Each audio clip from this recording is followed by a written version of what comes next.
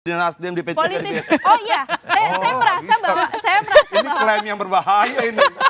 Saya mewakili generasi muda di sini. Yang saya merasa bahwa selama ini kita selalu disibukkan dengan 2 pasangan calon atau 3 pasangan calon. Padahal sepertinya Bang Adian lebih paham karena Bang Adian adalah aktivis 98 yang memperjuangkan reformasi. Salah satunya adalah esensi dari demokrasi adalah membiarkan masyarakat untuk memilih jalannya sendiri. Dan itu adalah kita tahu bahwa sekarang yang punya kesempatan untuk menjadi capres-cawapres itu adalah yang sesuai dengan konstitusi dan memenuhi persyaratannya siapapun dan berapapun putarannya. Jadi kalau menurut saya ini kita harus kembali lagi pada semangat dan esensi demokrasi yang kita bangun dari dulu. Bahwa harusnya kalau 2 putaran, 3 putaran itu adalah biarkan rakyat yang memilih. Saya tuh nyampaikan gini loh Mbak, saya tuh nyampaikan data survei. Dijawab sama harapan. Harapan yang berbasis pada keberuntungan. Kalau kemudian ada salah ucap, kalau kemudian ada begini dari calon yang lain. Nggak begitu dong diskusi kita. Tapi tentu saja, data survei juga menunjukkan bahwa tidak semua orang itu adalah suka dengan kepemerintahan Jokowi. Oktober 2022 itu data surveinya Anies 28,4%. Bulan ini, kita bulan juga nggak tahu nih survei yang mana yang abang sebutkan dari tadi ini. Kalau kita nggak tahu. Kalau begitu jawab dengan survei lain ya. Ya, ini abang dari mana nih? Survei yang dari mana indikator sehingga politik jelas? salah satunya. Bulan kemarin tinggal 18,9. Dia turun 9, sekian persen. Dan itu bukan salah siapa-siapa gitu loh.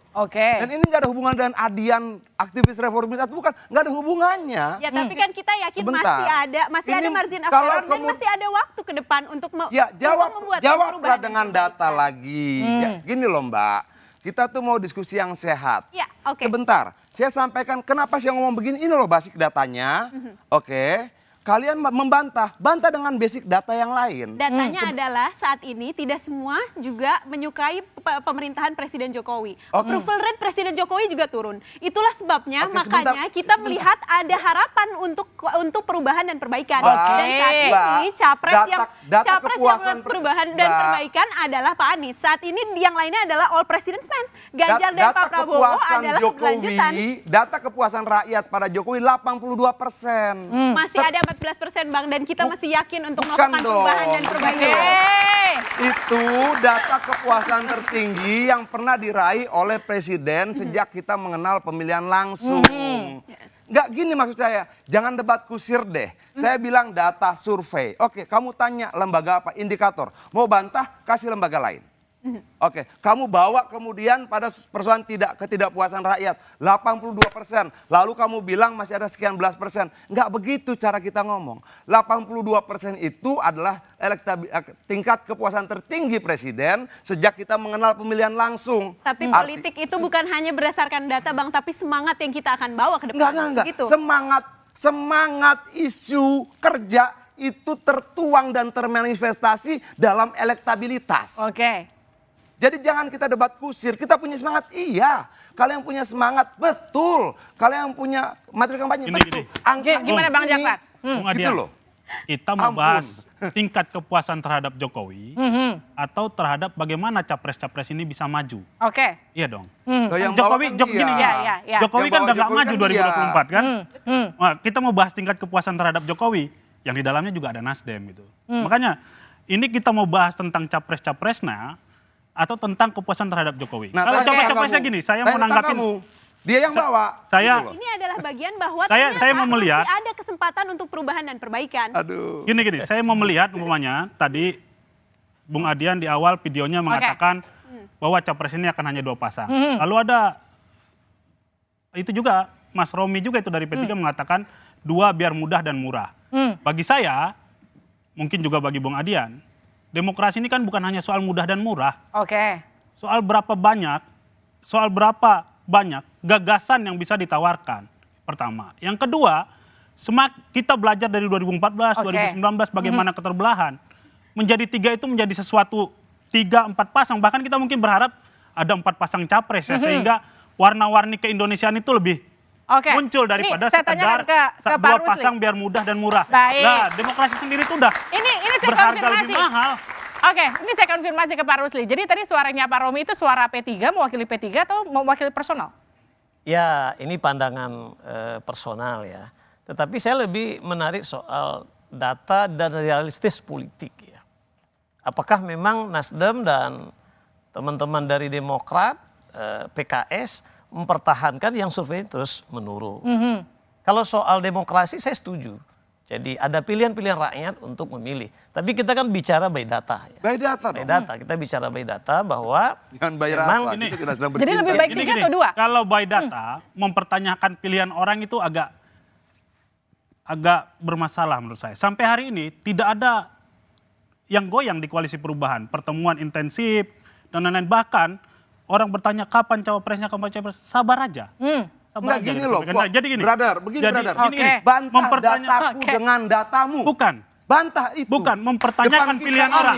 Itu sama dengan mamanya, depan kenapa kita kamu ini milih Jokowi, bukan mahasiswa, Prabowo? Kaum Bukan. intelektual, bantah data Loh, saya dengan datamu. Kalau saya Oke. bilang Oktober 2022, Fakta, dia bukan data. 28,9, Fakta. kemarin tinggal 18,9. Gini, saya sampaikan fakta, turun, Bung. bantah bahwa itu salah. Saya Gitu loh. saya tidak bicara data, fakta. Bantah bahwa itu salah. Gini, faktanya sampai hari ini, Bung Kok bantahnya mempertanyakan, dengan- Adian ini mempertanyakan. dengan kemesraan Nasdem sama internal, Demokrat sama gimana? PKS nggak goyah nih? Nggak goyah, kok mempertanyakan kita? Tepuk Kita juga tangan bertanya dulu. balik. PDIP Oke. nggak goyah nih sama Ganjar yang nggak melompat tinggi gitu. Kan sama aja mempertanyakan pilihan gitu. Lo enggak dong, saya seandainya mengatakan itu dengan seandainya- data. Lah iya. Ada enggak datamu keluar? Bang, Gini. seandainya Ada nggak datamu seandainya- keluar? Gini. Satu saja. seandainya elektabilitas- Saya nyampaikan Ada fakta. nggak datamu keluar? Saya Satu nyampaikan saja. fakta. Nggak Menyampaikan ada kok. ini. Oke, Faktanya baik. tidak Ini ada jadi yang goyang. kusir, Oke, data oke, dijawab oke, dengan oke, rasa. oke. Fakta. Nggak bisa dong. Sebentar. Seandainya pun elektabilitas turun terus, tapi yang kita tahu persyaratan untuk membuat capres dan Oke, tapi cawapres artinya gini, berlayar sekarang bukan nggak soal elektabilitas. syarat. Baik, Bukan tepuk cawapres. tangan dulu. Saya tanya, saya lempar ke Adi Prayitno. Mas Adi, tahan dulu Mbak Diska. Mas Adi, jadi gini, kalau misalnya artinya tadi Mas Jakfar bilang nggak ada yang goyang di koalisi perubahan, Anda yakin nggak ada yang goyang di koalisi perubahan? Tapi nanti jawabnya usai jeda di dua arah.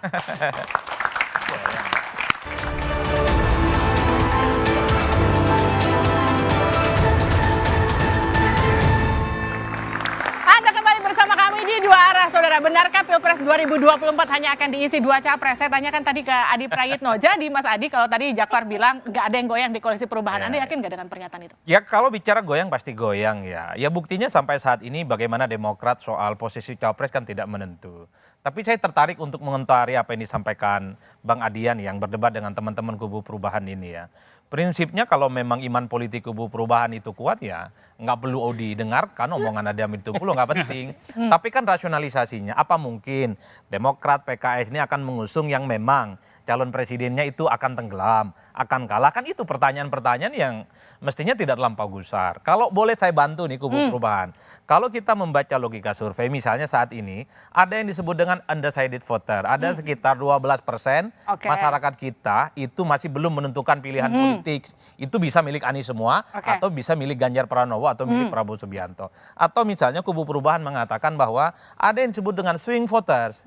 Swing voter itu adalah orang yang sebenarnya sudah menentukan pilihan hari ini, tapi iman politiknya bisa berubah. Angkanya signifikan, 15%. Artinya gini, masih mungkin elektabilitas Anies Baswedan akan merangkak naik Betul, meninggalkan dua rekan artinya koalisi apa? lain. Orang Oke, itu yang saya belum lempar ke memilih. Nah Bang makanya Adian. itu Ya, yang disebut gimana? Adian sebenarnya.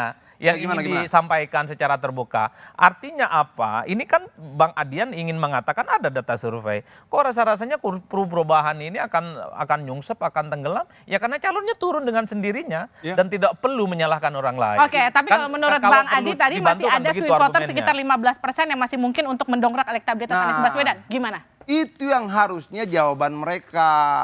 Mereka tidak menjawab ada swing voter sekian persen, ada undecided voter sekian persen. Mereka jawab, ini rekayasa, ini penjagalan. Capek dengernya. Nggak ada Di juga, forum Bang. ini kita di forum ini nggak di ada. forum ini nggak ada bicara penjagalan gitu. Kan, yang tadi dikutip segala macam. Sebentar dulu. Nah, jawabnya nanti kan masih berkembang. Iya, bagaimana supaya berkembang? Depan kita nih mahasiswa loh. Mereka pakai pikiran mereka. Tadinya mungkin mereka mendukung, dijawab seperti itu. Bisa pergi. Saya jawab dengan angka survei sekian. Surveinya lembaga apa? Lembaga ini. Walaupun tidak etis saya sebutkan lembaganya ya. Gitu. Tapi karena dipaksa saya sebutkan lembaga ini. Saya pikir mau dijawab dan survei lembaga lain. Nggak ada. Loh ini jadi debat kusir. Oke, masuk ke Jokowi. Saya bilang tingkat kepuasan 82%. Masuk lagi, nggak bisa. Oke. Nah maksud saya gini, itu betul. masih ada undecided voters, Voter dan masih swing ada, voter. sebentar, masih ada swing voters, oke? Sanggup tidak mereka kelola ini? Hmm. Jangan-jangan saya bilang gagal. Kenapa? Trennya turun. Undecided voters dan swing voters sudah ada sejak Oktober 2022. Oke. Tidak bisa mereka ambil. Bahkan yang ada dalam dirinya yang sudah melekat 28,4% itu hilang rontok tiap bulan. Evaluasilah. Evaluasi introspeksi diri lebih baik daripada mencari kambing hitam. Oke, Mas Jakfar, bagaimana mengelola undecided voter dan juga swing voter untuk meyakinkan memilih Anies Baswedan? Kalau saya, Mbak Livi, terkait dengan begini, melihatnya pemilu itu bukan besok pagi, Oke, ya. Pemilu itu bukan juga 2 hari lagi. tapi meyakinkan orang nggak cukup sehari. Ya, makanya kemudian belum ada capres yang bisa mengklaim bahwa dia akan menang di 2024. Belum ada. Kalau ada yang klaim terlalu hebat ya. Kenapa? Prosesnya masih sekitar 7 bulan dan lain-lain. Artinya ada proses di sana, proses bagaimana kita berkampanye, bagaimana gagasan, bagaimana momentum politik diciptakan. Kita ingat juga 2014 selisihnya Pak Jokowi dengan Pak Prabowo itu jauh sekali pada pemilu jadi tipis. Maaf, Mbak, gitu. ini debat semantik ya. Ini Oke. debat Iya, iya. semantik. Ini Nah. debat semantik. Tadi kita debat kusir, sekarang kita masuk debat semantik. Oke, kamu yakin tidak Anies menang? Yakin lah, Ya, maka itu- kita masih itu dipilih. klaim. Bu- Kau saja yang mengklaim. Bukan. Ya, saya juga Gini loh, pertanyaanmu yakin nggak? Saya yakin. Ya Maka sudah. kemudian partai saya mendukung Anies. Oke. Nah, maka kemudian Jangan dibilang Gini, klaim gini. kalau ada yang yakin. Ya, makanya. Artinya istilahmu yakin dan klaim itu debat semantik. tidak Kita ada. mau masuk pada saya tidak perdebatan klaim. debat semantik. Kan pertanyaanmu yang saya jawab. Saya mau bilang pemilu tidak besok pagi. Pemilu tidak 3 hari lagi. Ya. Ada proses kampanye. Ada proses di sana nanti. Adu dan semua, adu gagasan, cara berstrategi bagaimana membuat rakyat yakin, itulah yang akan menentukan. Yang dihitung, lembaga survei ini kan melakukan evaluasi terhadap kita. Oke. Melakukan pengkajian, melakukan ukuran-ukuran capaian-capaian. Maka kemudian, di kemudian hari, sekali lagi saya nyatakan, pertanyaannya jika Pilpres dilaksanakan hari ini, bukan 6 bulan lagi, hari ini, maka kemudian jika dilakukan hari ini, sekian milih si A, sekian milih si B. Ada juga yang menyatakan Anies Baswedan 24%, 22%. Artinya jaraknya masih dalam rentang bisa kejar gitu loh. Kalau dalam survei, Jadi Anda tidak yakin ada yang dominan, masih akan pamannya berbeda? tiba-tiba 60%. Ah, itu baru mungkin kita goyang imannya, berubah pikirannya dan lain-lain. Tidak ada. Ini masih di bawah 40 semua, di bawah 35 malah. Oke, Pak Rusli, Pilpresnya masih jauh, jadi masih ada mungkin suara yang terbalik nanti. Begini ya, ini kan kita bicara fakta politik ya. Iya, fakta. Yang disurvei juga anak-anak muda, aktivis, mahasiswa. Terus isu yang dimainkan terus perubahan-perubahan. Tapi juga artinya menurun ya. Ini kan kita bicara realita, fakta, data begitu ya. Karena itu bahwa isu perubahan yang dijual dengan segala macam ternyata juga kepuasan publik terhadap kepemimpinan sekarang yang kalau kita sebut keberlanjutan ke depan itu artinya tertarik masyarakat fakta-fakta yang dikerjakan pemimpin hari ini. Nah karena itu memang anak-anak muda juga kalau memang gagasan, ide yang dijual oleh koalisi perubahan tentu surveinya semakin menarik. Jadi menurut Pak Rusli, Semakin naik, ide gitu. untuk perubahan itu nggak menarik bagi pemilih. Ya sepertinya faktanya berkata begitu. Mbak Rizka tanggapi? Kalau menurut saya ini bukan masalah data, itu bukan cuma survei saja. Data yang ada, pertama saya akan ingin menyebutkan kalau misalnya tadi pertanyaannya adalah apakah itu akan mengurungkan niat dan dukungan kita untuk mendukung Pak Anies. Kita lihat bahwa datanya sekarang bukan elektabilitas itu bukan syarat untuk Maksud untuk saya membuat begini, Mbak. capres Maksud saya cawapres. begini. Bukan syarat Partai bukan syarat politik membuat kalau capres mau cawapres mendukung, untuk bisa mau perubahan, untuk bisa mau jadi berlayar. kita menang. Untuk Gitu lah. Baik. Logikanya kalau perubahan untuk yang bisa ingin berlayar, kita untuk bisa berlayar yang penting adalah ada dukungan Oke. dari partai politik. Saat ini dukungannya ada. Saat ini ada 20% lebih dari 20% Oke, tapi tadi dari yang partai dimaksud Pak Rusli politik adalah untuk Saya walaupun bukan- ada dukungannya, belum tentu nanti dukungannya akan continue sampai akhir begitu kira-kira. Iya. ini Lalu dukungan ini tidak selalu dikaitkan dengan data dan elektabilitas. Dan elektabilitas itu kita tahu ada margin of error. Oke. Di elektabilitas ada margin of error. Kita masih ada waktu 6 bulan ke depan dan kita tahu bahwa ini kita masih optimis untuk bisa maju ke depan. Oke. Sekarang gini, saya pertanyaannya ke Pak Rusli. Pak Rusli, kalaupun memang hanya akan ada 2 paslon, Anda nggak khawatir polarisasi 2019 akan kembali terjadi?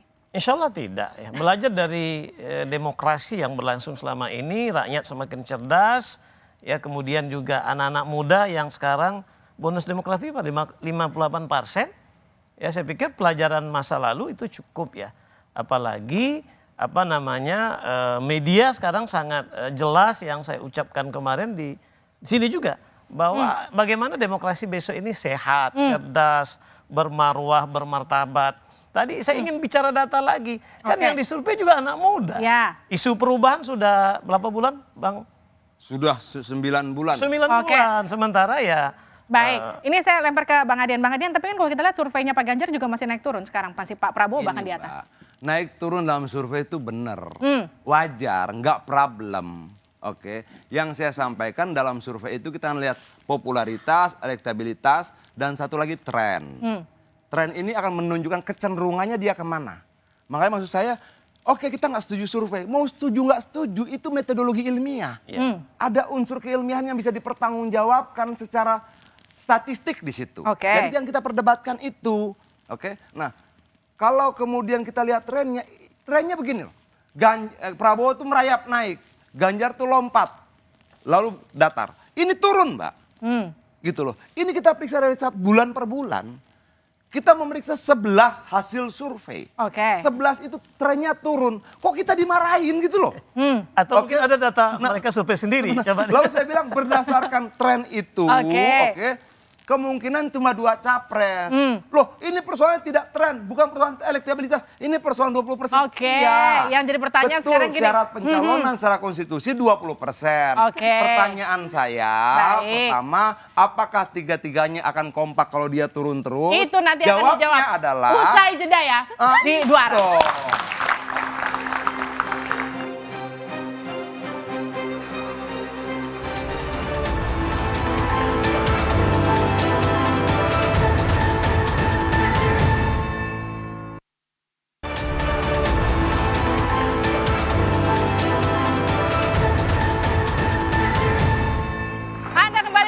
Di dua arah, betulkah Pilpres 2024 hanya akan 2 capres? Tadi pertanyaan dari Bang Adian untuk Bang Jakfar. Jadi kalau memang nanti trennya akan terus turun, apakah memang Nasdem akan tetap setia di koalisi perubahan? Kalau pertanyaannya apakah akan terus turun, saya malah mau balik. Anies itu juga pernah paling tinggi surveinya ketika Nasdem selesai mendeklarasikan. Kebalik lah logikanya. Pernah. Ya kalau tinggi emang mau dukung. Pernah, turun, gini, saya mau sampaikan pernah paling tinggi. Dan kemudian melandai turun dianggap gitu. Sampai hari ini, apa yang terjadi dalam proses ini, Nasdem, Demokrat, dan PKS semakin kompak dalam proses bagaimana membangun. Sekali lagi, pemilu bukan terjadi besok ya. Kita sedang membangun bagaimana capres kita bisa menang di pemilu 2024. Tentu semua, seperti kata Bang Rusli tadi, semua ingin menang. Kita juga sama, ingin menang. Sekali lagi, survei ini adalah evaluasi musiman atau gradual gitu ya, yang terjadi per bulan, per 3 bulan, per 4 bulan, dan lain-lain.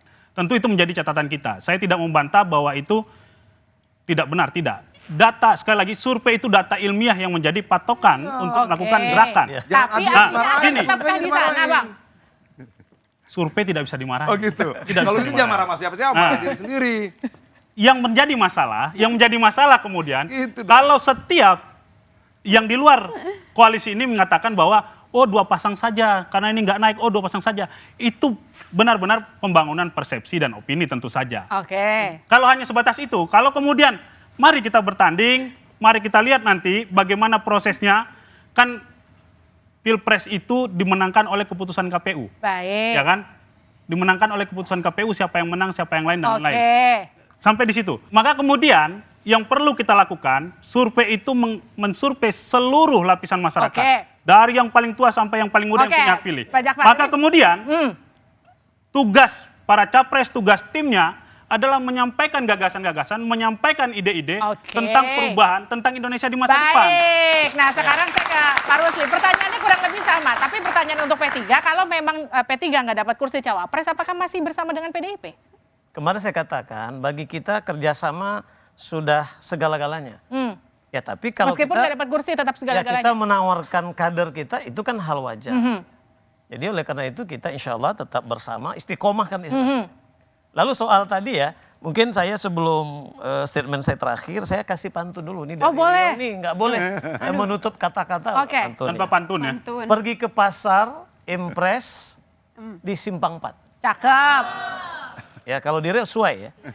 Untuk membeli baju dan jamur. Oke. Ya. Semoga terpilih presiden yang hebat supaya Indonesia semakin maju dan Cakep. insya Allah semakin makmur. Tepuk tangan untuk Pak Rusli. Cuman saya ingin komentar sedikit bahwa saya ingin mencerdaskan anak-anak muda ya. Saya juga milenial barangkali ya. Kolonial. Ya begini, dengan segala program, dengan segala jualan perubahan, tapi faktanya seperti itu. Tapi kita menghormati ya.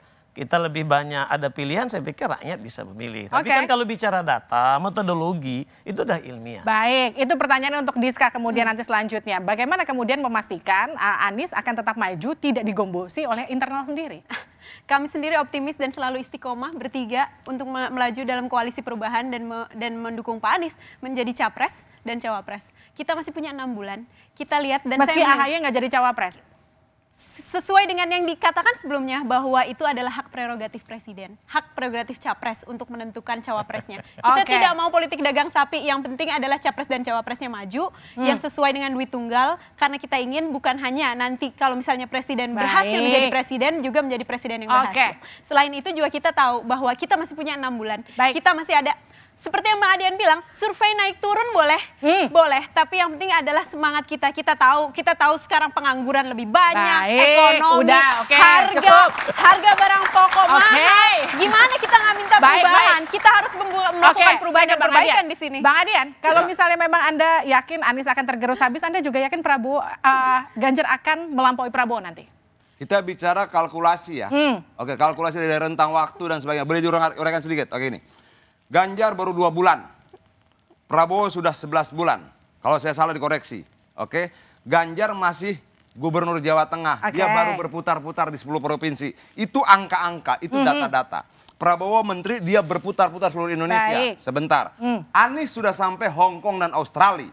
Ganjar masih berputar-putar 10 provinsi. Sudah nomor urut 2 dengan selisih 3%. Maksimal di Kok dalam... tendensius Hong Kong dan Australia itu loh nggak sampai ke sana. Oke. Tenang, Bang. Nanti Ini- kita kasih fotonya di luar. Oke. Saya punya fotonya. Oke. Gitu loh. Nggak apa, jangan dibantah. Nanti kita buka fotonya di sini lebih ribet lagi. Oke.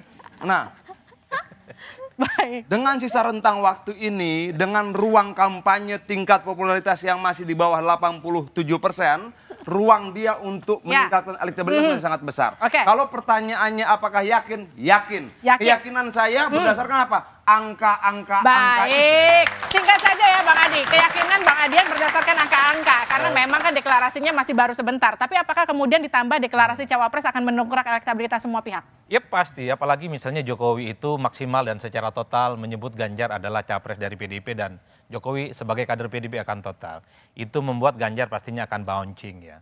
Cuman satu hal yang pasti, apa yang disampaikan Bang Atian sama Bang Rusli, ini menganggap teman-teman kubu perubahan ini nggak terlampau penting sebenarnya. Kenapa gitu? Satu, mereka ini akan kempes dan akan kalah sekalipun Oke. iman mereka solid dan maju pilpres. Karena dari data-data disampaikan oleh Bang Adian, ya sekeras apapun mereka memperjuangkan Anies Baswedan, sekeras itu juga mereka akan kalah. Oke. Ini klaim politik dan Tepuk perang tangan. politik. Tinggal ditunjukkan nanti Baik. bahwa ini akan terbalik. Kira-kira Oke, begitu. saudara, pemilihan presiden 2024 tinggal 8 bulan ke depan. Pesta demokrasi ini seharusnya tak hanya jadi ajang unjuk kekuatan, namun juga adu ide dan gagasan. Tak hanya sibuk membicarakan peta kekuatan, namun juga nasib bangsa di masa depan. Pemilu harus jadi pesta demokrasi di mana semua orang bisa bersukaria dan menikmati perhelatan ini berapapun pasangan calon yang akan berkontestasi. Mau 2 atau 3, selama tidak ada upaya menghalang-halangi setiap anak bangsa untuk bisa berpartisipasi dalam proses suksesi di negeri ini. Sukseskan pemilu 2024 dan tetap di Kompas TV independen terpercaya. Untuk mengetahui informasi seputar pemilu 2024, saya Liviana Charlisa. Kita ketemu minggu depan. Sampai jumpa.